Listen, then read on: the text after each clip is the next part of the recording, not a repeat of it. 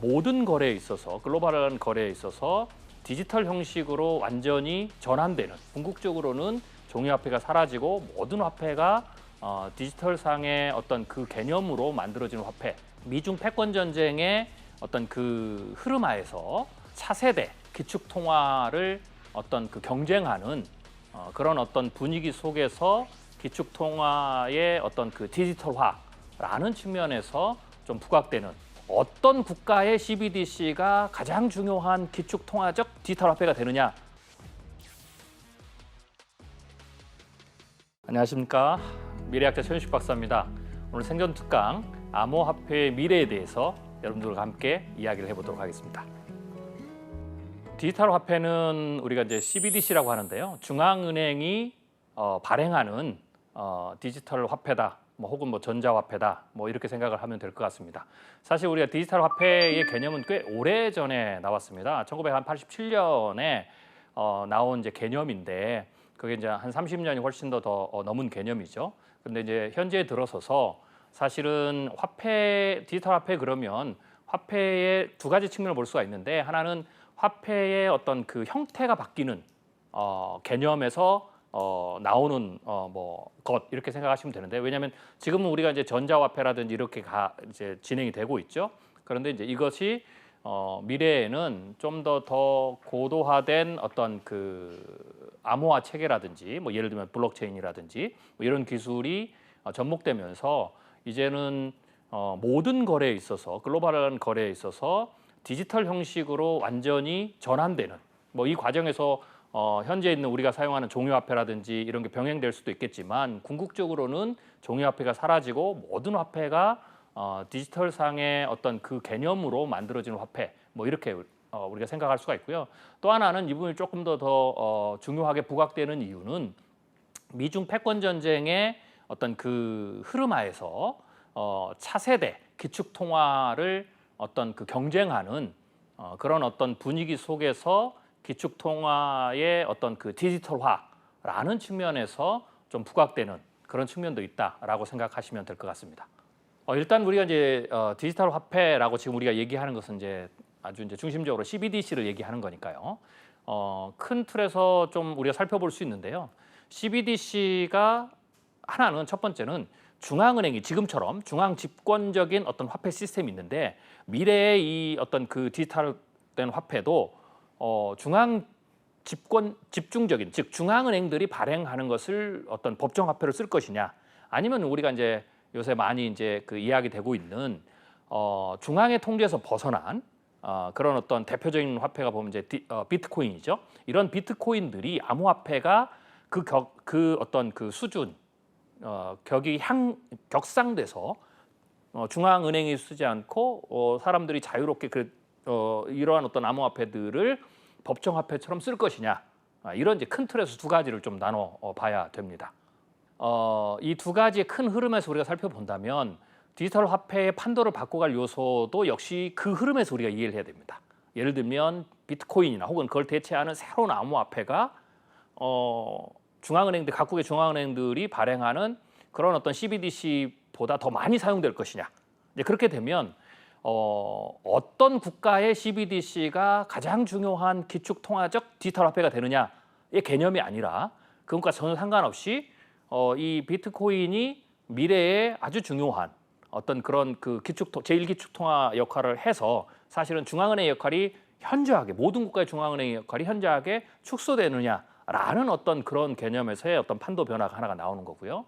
그런데 이제 사실 이 부분은 확률적 가능성은 굉장히 좀 낮다라고 봐야 됩니다. 왜냐하면 결국 화폐라는 것은 왜 이제 법정화폐가 이제 그 부각이 되냐면, 결국 우리가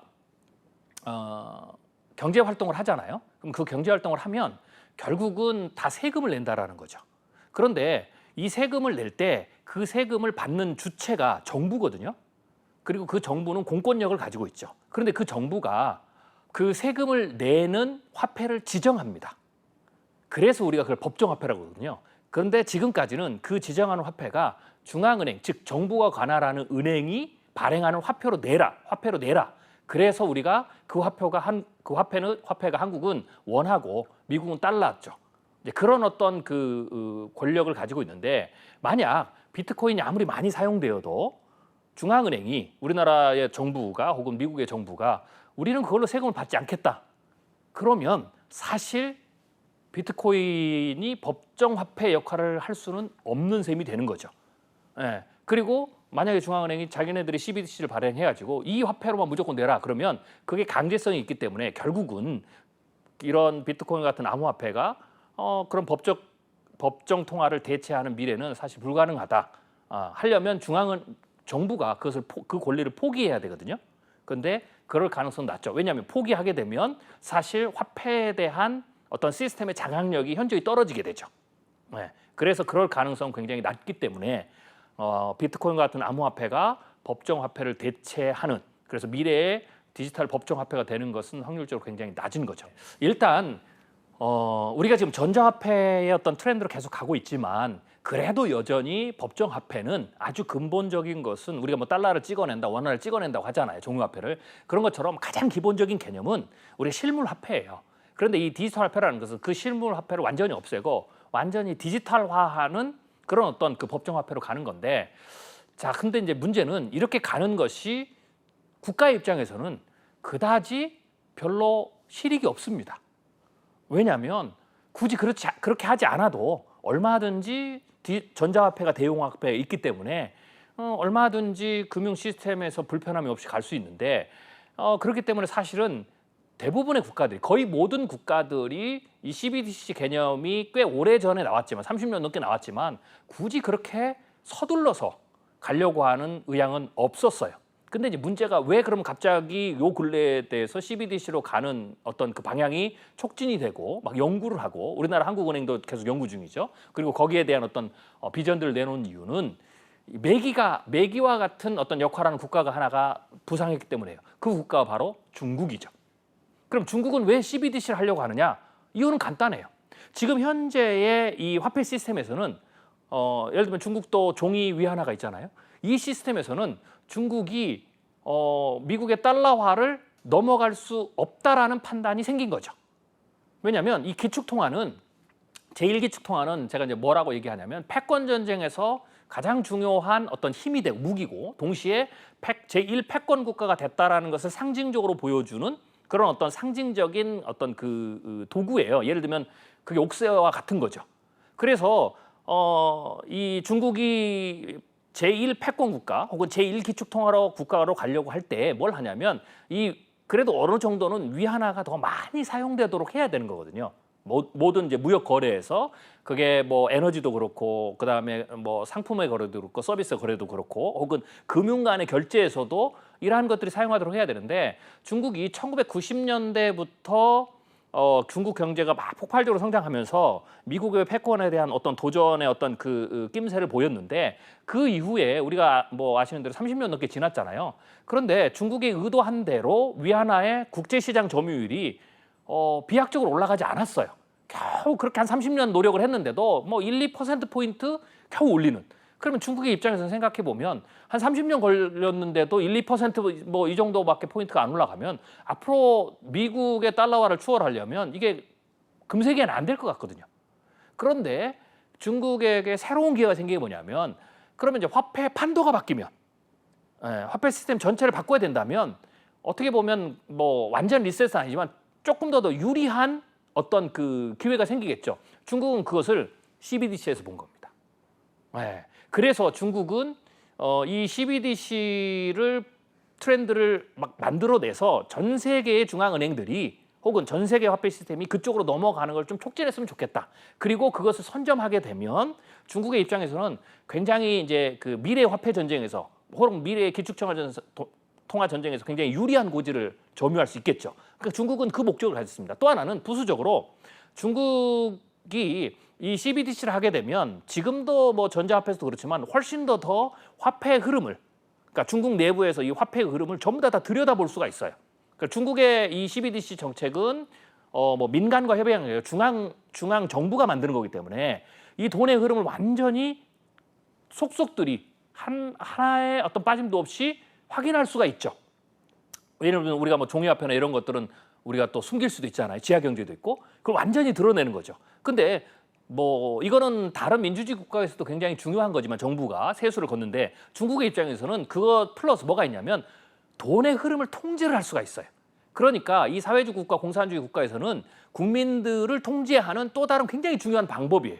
그리고 그 통제의 수단 중에서 가장 큰 통제, 가장 압력이 큰 통제가 바로 돈에 대한 거죠. 그래서 이 부분들에 대한 어떤 그 중국 정부의 목적이 있기 때문에 CBDC를 앞당긴 겁니다. 근데 이제 문제는 그러다 보니까 중국이 사실 뭐 작은 나라였으면 큰 나라에서는 별로 신경을 쓰지 않죠. 뭐 예를 들면 베네수엘라가 법정 통화를 비트코인 쓴다고 해서 뭐 강대국들이 그다지 뭐 신경도 안 씁니다. 예, 뭐 그게 위협적이지도 않고 뭐 그런 나라들이 한두 작은 나라들이 그런 쓰는 나라들이 더 늘어나도 미국이나 뭐 이런 나라들은 꿈쩍도 하지 않죠. 예, 상관이 없으니까. 그런데 이 중국이란 나라는 그래도 위안화가 전 세계 화폐 시스템 거래에서 적은 포션이지만 그래도 경제 규모가 크고 굉장히 크고 미국과 경쟁하는 국가이기 때문에 다른 국가들 특히 미국 그리고 이제 기축통화국가에 해당되는 미국, 유럽, 일본 이런 나라들이 긴장을 하게 되죠. 자칫 잘못하면 어쩌든지 간에 이것은 뭐 당장은 하지 않겠지만 결국은 언젠가는 그 흐름으로 가는 거기 때문에 그 흐름을 선수로 빼앗길 수 있기 때문에 이제 그런 어떤 위험성이 증가하면서 이 묻어놨던 이 CBDC에 대한 어떤 연구 혹은 흐름을 미국이나 유럽이나 일본이나 이런 나라들이 본격적으로 하기 시작한 거죠. 그러다 보니까 이제 그 하위에 있던 좀 경제들이 이제 그 규모가 있는 그 하위 국가들 특히 뭐 우리나라라든지 뭐 이런 나라들이 또 같이 그 추세에 동참하게 되는 거죠. 그게 이제 이런 붐이 일어나는 어떤 그러한 조건이다. 그렇기 때문에 이게 흐름이 되게 되면 이제 어떻게 되느냐?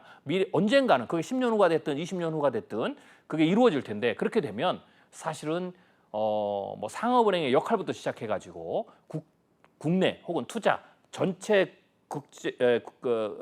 국제 어떤 그 시스템에서 커다란 변화들이 가지고 온다, 변화들이 생긴다라고 우리가 봐야 되는 겁니다. 그래서 CBDC는 그런 의미에서 중요하다.